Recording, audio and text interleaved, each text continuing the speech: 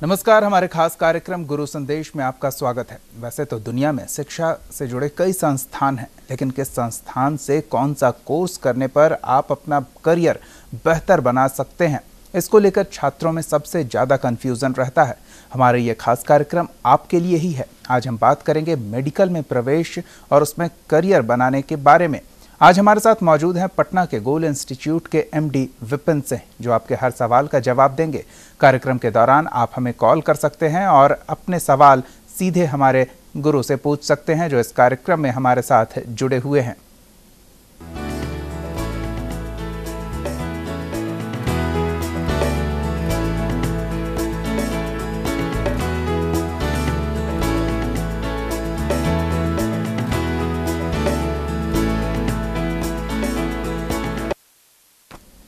हमारे साथ पटना के गोल इंस्टीट्यूट के एमडी विपिन सिंह हैं। विपिन सिंह जी, बहुत बहुत स्वागत है आपका हमारे इस खास कार्यक्रम में।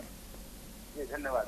विपिन सिंह जी, सबसे पहले तो हम चाहेंगे कि आप हमारे दर्शकों को बताएं, मेडिकल के क्षेत्र में अगर वो करियर बनाना चाहते हैं तो किस तरह के विकल्प उनके पास हैं और किस तरह से उन्हें तैयारी करनी होगी।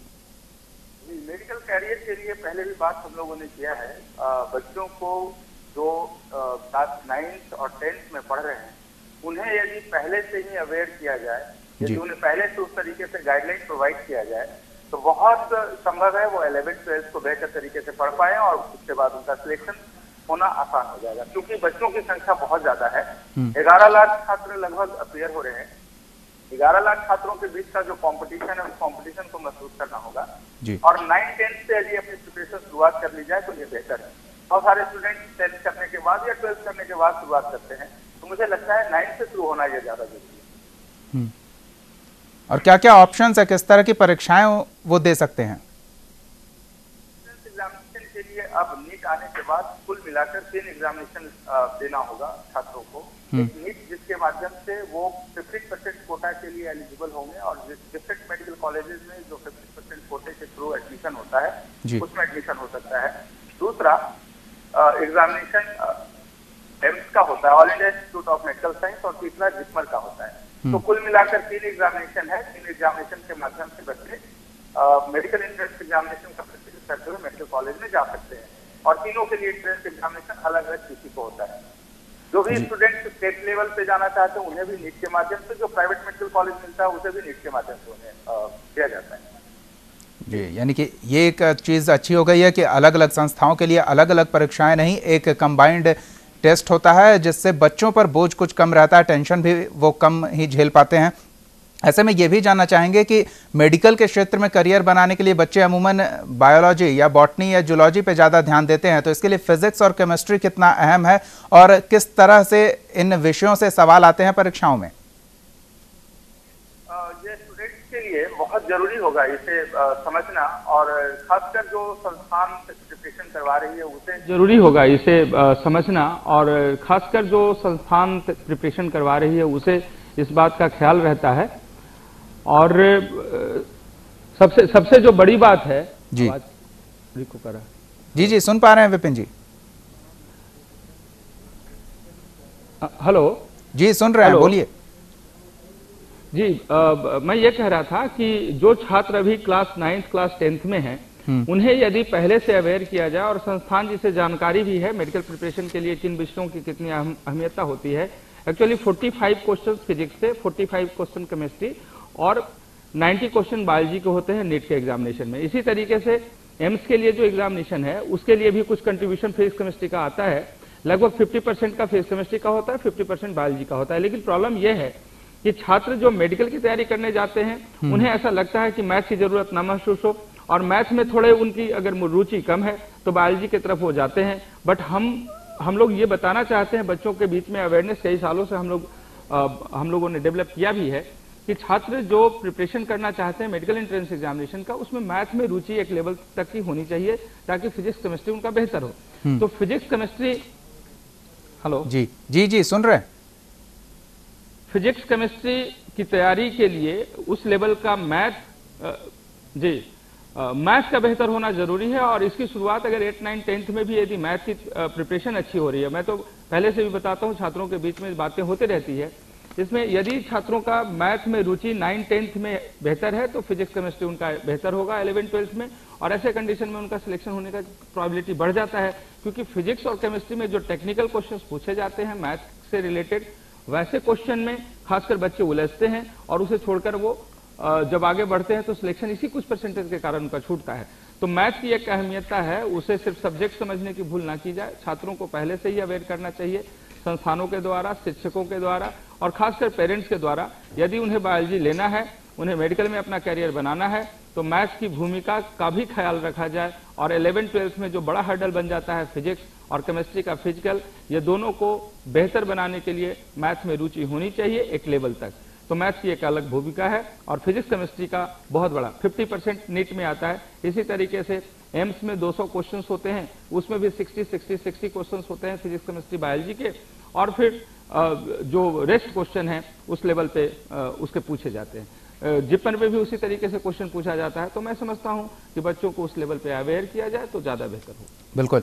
विपिन जी, ये भी जानना चाहेंगे क्या बोर्ड भी अहमियत रखता है और जो 12th के मार्क्स हैं वो कितना महत्वपूर्ण भूमिका निभाते हैं? क्या मार्क्स की भी कोई भूमिका होती है इस एंट्रेंस टेस्ट में?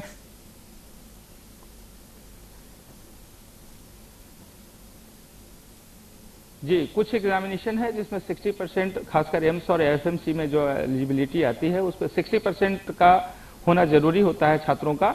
तो बोर्ड एग्जामिनेशन में 60% का एक मिनिमम क्राइटेरिया है, बट बोर्ड में बहुत सारे स्टूडेंट 60%, 68% या 90%, हाँ ओबीसी का और जनरल का, नीट की बात करें तो 50% और 40% कैटेगरी में ये क्राइटेरिया दिया गया है बोर्ड का।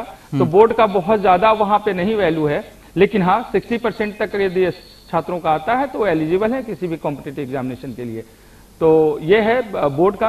रह गई बात बोर्ड प्रिपरेशन की बात, तो बोर्ड एग्जामिनेशन में जो सिलेबस पूछे जा रहे हैं और कॉम्पिटिटिव एग्जामिनेशन के सिलेबस दोनों एक ही है। पैन इंडिया, पूरे इंडिया में, पूरे भारतवर्ष में एक ही सिलेबस लागू होने की बातें चल भी रही है और नीट उसी का एक प्रारूप है। नीट का जो एग्जामिनेशन हो रहा है उसी का एक असर है। तो पूरे इंडिया में एक ही सिलेबस है जो बोर्ड में भी पूछे जा रहे हैं और जो कॉम्पिटिटिव एग्जामिनेशन में।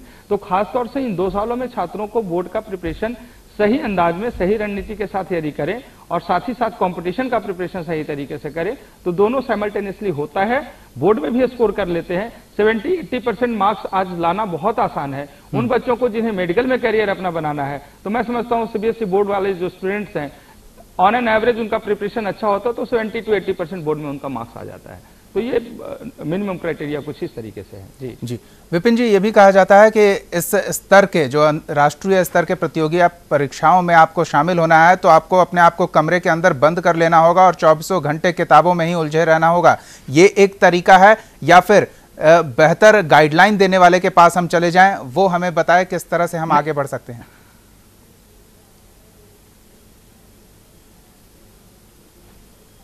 ये कुछ ट्रेडिशनल सोच थी इस तरीके से। लोग ऐसे कहते थे कि 15 घंटा या 18 घंटा पढ़ना होगा, बट मेरा मानना है 6-7 घंटे बच्चे रेगुलर स्टडी करते हैं 2 सालों में तो वो बहुत बेहतर तरीके से क्वालिफाई करने के कंडीशन में आते हैं। एक लॉजिक है जिसे समझना जरूरी है, छात्रों को भी और टीचर्स पेरेंट्स को भी समझना है।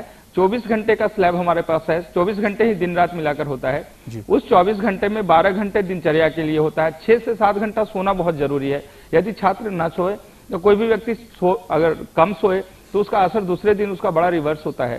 तो सोना एक लेवल तक बहुत जरूरी है। दिनचर्या फिनिश करने में लगभग 3 से 4 घंटे लगते हैं, तो कुल मिलाकर 10 से 12 घंटे तो उनका दिनचर्या में जाता है। उसके बाद 12 घंटे उनके पास बचे हैं।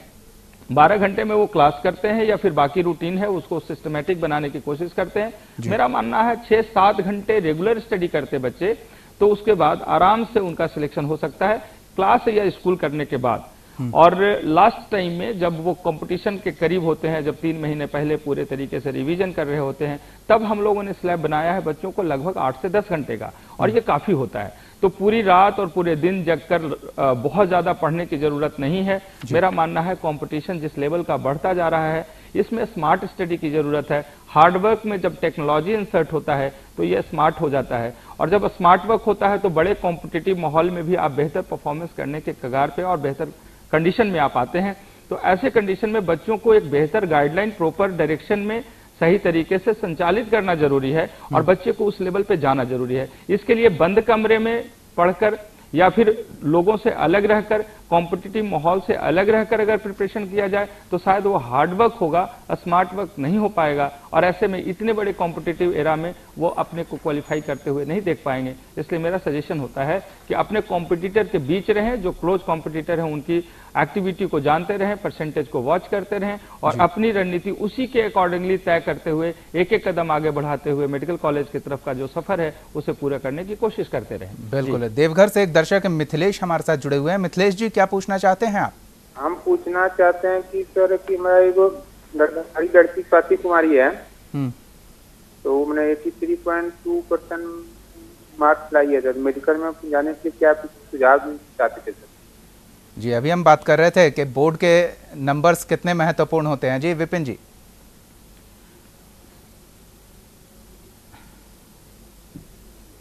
जी, 82.5% एक अच्छा मार्क्स माना जाता है यदि बच्चे ने सीबीएसई में स्कोर किया हो, और ये शायद +2 का मार्क्स होना चाहिए इनका जी। और +2 मार्क्स लाने के बाद ये 82% का मतलब कि उनके सिलेबस की एक पहचान तो है, एक पकड़ है, बट कॉम्पिटिटिव एग्जामिनेशन और बोर्ड एग्जामिनेशन का प्रिपरेशन में थोड़ा फर्क है। बोर्ड एग्जामिनेशन में स्कोर करना 90% तक बहुत एक लेवल तक आसान हो जाता है, बट उसका एक डेप्थ लेवल होता है।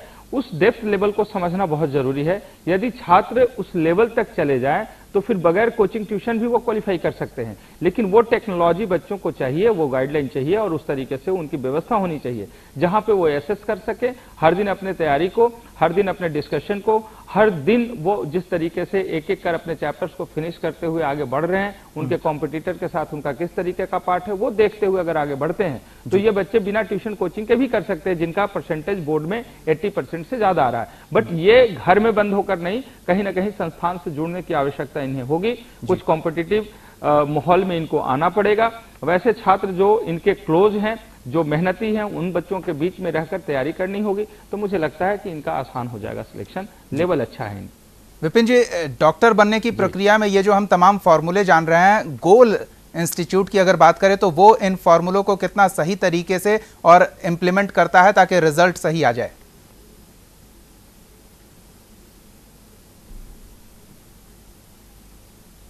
जी, मेरा जो अनुभव है इस क्षेत्र में पिछले 20 साल में और कई राज्यों में है, हमारे संस्थान जहां जहां भी बिहार, झारखंड, छत्तीसगढ़, दिल्ली, लखनऊ, इलाहाबाद सभी जगह थे, तो इन शहरों में मैंने छात्रों को देखा है, वहां करीब से महसूस किया है, एक लेवल को महसूस किया है, और 20 साल में जो पैटर्न चेंज हुए हैं उसे भी मैंने देखा है। तो मेरा मानना है अब तक जो मैंने देखा है क्लोज तरीके से, 20 सालों में पैटर्न लगभग 4 चेंज हुआ था जो सामने से दिख रहा था।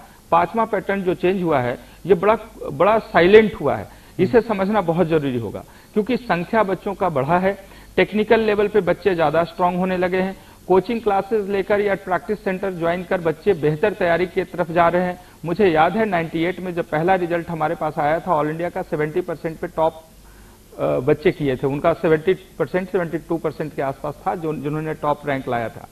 आज टॉपर 96-98% तक जा रहे हैं। मेडिकल एंट्रेंस की बात करें तो 2 साल पहले का टॉपर 96% पे थे, पिछले साल भी 95% पे हैं। तो कंपटीशन का लेवल बहुत बढ़ चुका है क्योंकि टैलेंट उस लेवल पे बच्चों का आ रहा है, गाइड देने वाले लोग भी उस तरीके से अप्रोप्रिएट हो रहे हैं।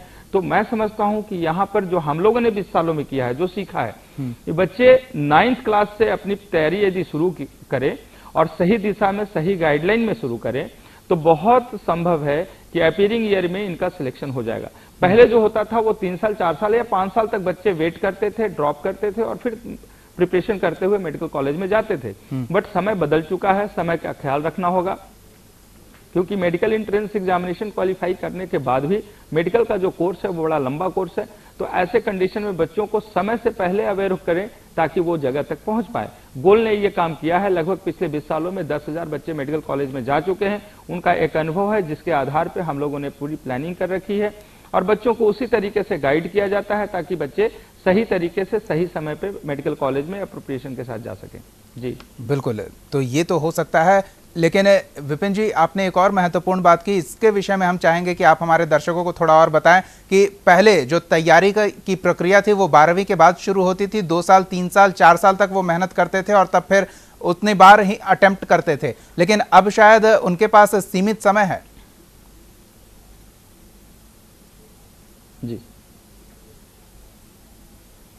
जी पहले ये ऐसा होता था क्योंकि बच्चों को उस तरीके से अवेयर नहीं किया जाता था और पेरेंट्स भी बहुत इस लेवल पे जानकारी नहीं रख पाते थे, और जो बच्चे गांव से खास कर आते रहे हैं उन लोगों को 11th 12th करने के बाद ही वो डिसाइड कर पाते थे कि ठीक है मैं बायोलॉजी लिया तो मेडिकल की तैयारी करनी है, और 1-2 चांस आजमाते थे। ट्यूशन भी पहले पढ़ाया जाता था तो 3 साल तक एक सब्जेक्ट पढ़ाया जाता था, कुछ इस तरीके का ट्रेडिशन था। तब क्वेश्चंस भी जो पूछे जाते थे वो 11th 12th से परे थोड़ा ग्रेजुएशन लेवल के भी कुछ क्वेश्चंस पूछे जाते थे, उनका लेवल अलग होता था थोड़ा, और इसे ध्यान में रखते हुए टीचर्स भी थोड़ा अपर साइड में वो पढ़ाते थे बच्चों को। बट अब जो परिवर्तन हुआ है, मेडिकल एंट्रेंस एग्जामिनेशन या IIT एंट्रेंस एग्जामिनेशन की बात करें तो एक्सक्लूसिव 11th 12th के लेवल का ही क्वेश्चन पूछा जाता है। 9th 10th 11th 12th इन्हीं 4 सालों में जो कॉन्सेप्ट बच्चे डेवलप कर पाते हैं इसी से क्वेश्चंस रहता है। उस गहराई तक, एक लिमिट तक बच्चों को जाना जरूरी होता है। किस लेवल का क्वेश्चन पूछा जाता है ज्यादा, उसकी परसेंटेज कितनी है, उस लेवल पे प्रिपरेशन करना जरूरी है। जिस लेवल का क्वेश्चन एलिमिनेशन के लिए या टॉपर के लिए एक्सक्लूसिव बनाया जाता है उसका प्रिपरेशन अकॉर्डिंगली उसके लेवल पे करना होता है। ये कुछ टेक्निकल अप्रोचेज हैं जो बच्चों को सिखाया जाना होता है। पहले ये सारी चीजें नहीं थी। बच्चे 1 साल 2 साल 3 साल तक तो प्रिपरेशन को समझने में टाइम लगाते थे, सब्जेक्ट को समझने में टाइम लगाते थे, और फिर कहीं जाकर 3 4 साल में कुछ बच्चे क्वालिफाई करते थे। अपेयरिंग में भी बच्चे करते थे बट उनकी संख्या कम होती थी। आज ज्यादा संख्या बच्चों का अपेयरिंग में क्वालिफाई करने का है। तो बदलते हुए परिवेश में बदलता हुआ जो समय है इसका ख्याल होना चाहिए, बच्चों को उसी लेवल पे आगे बढ़ने की कोशिश करनी चाहिए। हम संस्थानों को, हम शिक्षकों को उस लेवल पे तैयार करना है, अपने बच्चों को समाज में अवेयरनेस क्रिएट करना है, और पेरेंट्स को भी इसके लिए अवेयर हो जाना है। ऐसा सब कुछ मिलकर किया जाए तो हम अपेयरिंग में बच्चों को क्वालिफाई कराने के कंडीशन में हो सकते हैं, जो पहले से विपिन जी पहले से अलग। हमारे साथ पटना से एक दर्शक जुड़े हुए हैं, अभिषेक चौधरी, वो कुछ पूछना चाहते हैं। जी अभिषेक जी, क्या पूछना चाहते हैं आप? हाँ सर, मैं ये जानना चाह रहा हूँ कि अभी मेरा 12th है तो मुझे मेडिकल लाइन में जाना है, तो आगे उसके लिए क्या प्रिपरेशन करना होगा, क्या तैयारी करनी होंगी जिससे मैं आगे अपना करियर इस मेडिकल लाइन में बना सकूं? आप 12th में अभी गए हैं या जाने वाले या पास आउट हो चुके हैं? नहीं 12th में बस अभी प्रेजेंट 12th में मैं आया हूँ। मुझे कोचिंग क्या एक्स्ट्रा ज्वाइन करनी पड़ेगी क्योंकि मेरा सब्जेक्ट यही है, बायो है, और मैं मेडिकल फील्ड में जाना चाहता हूँ सर, तो उसके लिए क्या करना होगा? जी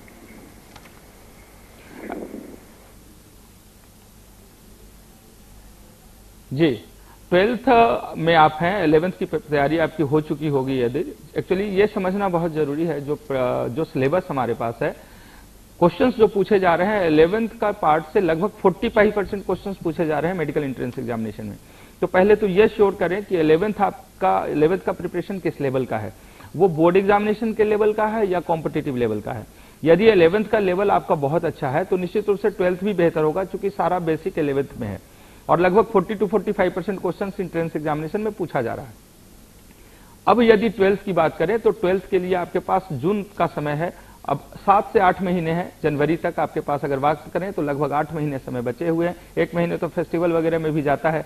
तो इन 8 महीनों में आप यदि 12th की पढ़ाई करते हुए 11th के भी छूटे हुए या फिर इंपॉर्टेंट टॉपिक का रिवीजन कर लेते हैं और कॉम्पिटिटिव लेवल के क्वेश्चंस पे आपका पकड़ मजबूत हो जाता है, क्वेश्चंस की प्रैक्टिस उस लेवल पे आपकी साथ साथ होती चली जाती है, तो मैं समझता हूं कि बोर्ड के लिए भी आपका बेहतर होगा और कंपटीशन अपेयरिंग में भी क्वालिफाई कर सकते हैं। अब रह गई बात कि आप सेल्फ स्टडी करें, घर पे करें या किसी संस्थान की ज्वाइन करने की बात है, तो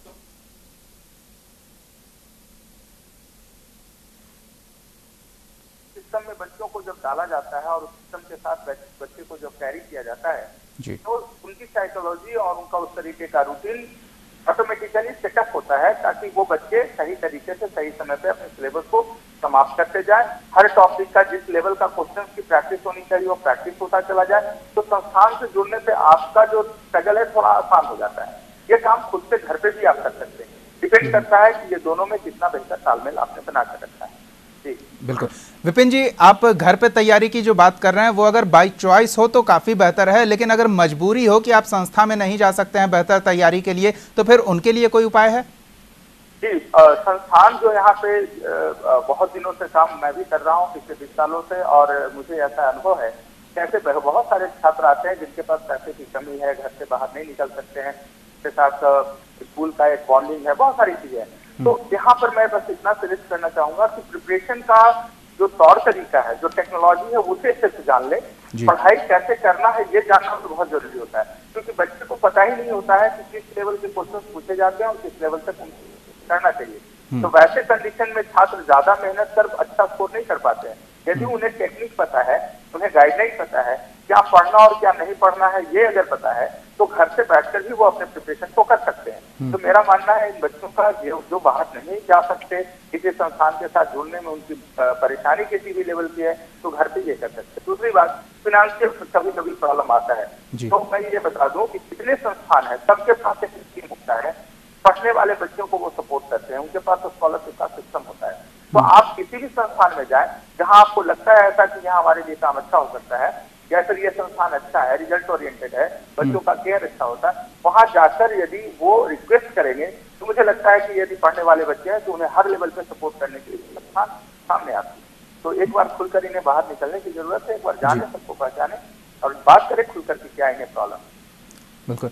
विपिन जी, इन टेस्ट में वक्त की बेहद अहमियत होती है, एक एक दिन, एक एक महीना काफ़ी महत्वपूर्ण होता है, और ऐसे में बिहार इंटरमीडिएट का जो इस बार रिजल्ट आया है, 8.5 लाख छात्र इससे प्रभावित हुए हैं, तो एक छात्रों की बड़ी संख्या है जो इस रिजल्ट से प्रभावित हुई है। तो क्या लगता है उनके लिए भी कोई उपाय है, या फिर उनका एक साल बर्बाद देख रहे हैं आप?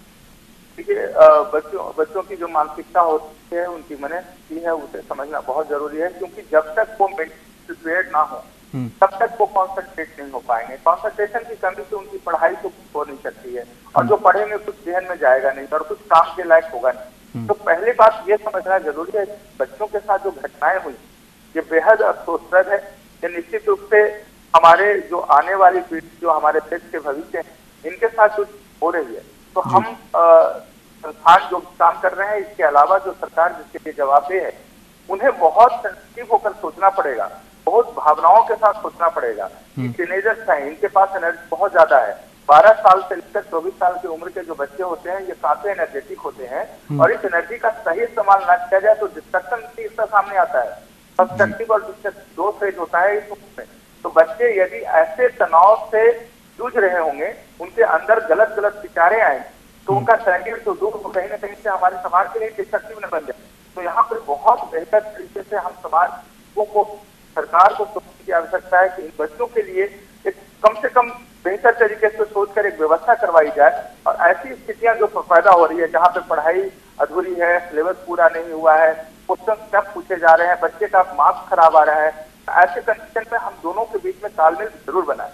मैं इस बात का समर्थक हूँ कि बच्चों को कॉम्पिटिटिव, क्योंकि कंपटीशन बहुत ज्यादा है, ओवर पॉपुलेटेड कंट्री हमारा भारत है, और वैसे कंडीशन में बच्चों को कंपटीशन का ज्ञान तो देना ही पड़ेगा। तो 11th के पहले 9th 10th के अगर बच्चों को उस लेवल पे तैयार किया जाए और व्यवस्था भी वैसे ही दिया जाए, ट्रांसपेरेंट व्यवस्था हो, एग्जाम लेने से लेकर पढ़ाई करवाने तक, सिलेबस को पूरा करवाने तक, तो वैसे कंडीशन में बच्चे जी, देखिए हमारे व्यवस्था के कारण अगर बच्चे का करियर खराब होता है, तो बच्चे या फिर पेरेंट्स या हम जैसे लोग, समाज से जुड़े हुए वैसे जो बुद्धिजीवी लोग हैं, वो सब कहीं ना कहीं प्रभावित होते हैं, सब सोचने के लिए विवश होते हैं कि अब इन्हें कहाँ ले जाया जाए और कैसे क्या किया जाए। तो विपरीत स्थिति है, भारी मन से इसको स्वीकारते हैं कि बच्चों के साथ एक बहुत बड़ा चैलेंज है और बच्चे का मनोबल गिरा है। इसको जितना संभव है इनके लिए एक व्यवस्था की जाए और सही तरीके से इन्हें सपोर्ट करने की कोशिश की जाए, ताकि ये बच्चे जो हमारे भविष्य है वो सही रास्ते पे चल पाए और जा पाए। बिल्कुल। विपिन जी, आपने शुरू में जानकारी दी कि लाखों की संख्या में लोग अपीयर होते हैं मेडिकल के एंट्रेंस एग्जाम में, और बस हजारों की संख्या में सीट्स है। ऐसे में इस रेस में हर व्यक्ति जीत जाए ये संभव नहीं है। तो अगर, और अटेम्प्ट का मौका भी काफ़ी कम है, गिने चुने बार ही वो कोशिश कर सकते हैं, तो वैसे लोग जो इस रेस में पिछड़ जाते हैं, क्या वो निराश हो जाएं या फिर उनके लिए विकल्प और भी हैं?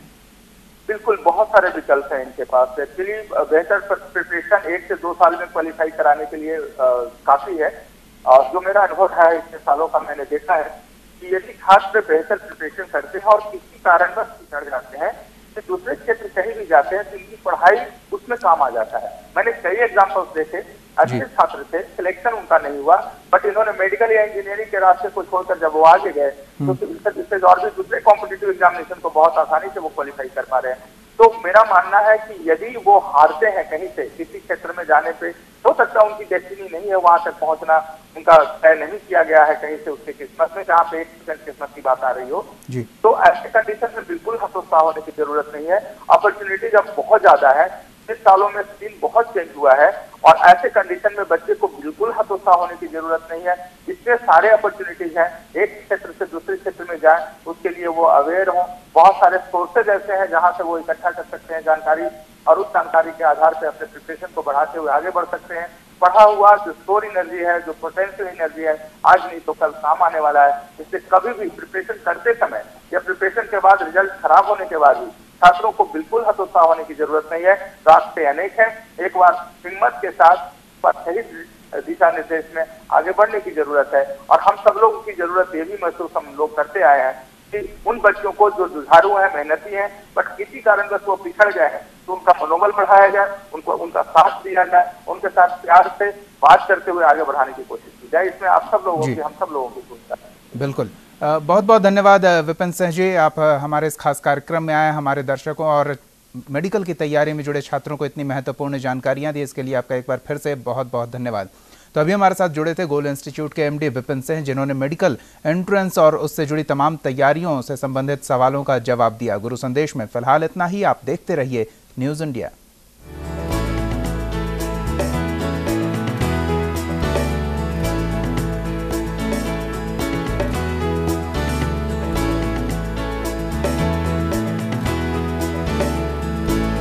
आप हमारे चैनल को YouTube पर सब्सक्राइब कर सकते हैं न्यूज इंडिया निम्स पर। इसके अलावा आप ट्विटर पर भी हमें न्यूज इंडिया 17 पर फॉलो कर सकते हैं। फेसबुक पर आप newsindia.nimsuni पर हमें लाइक कर सकते हैं।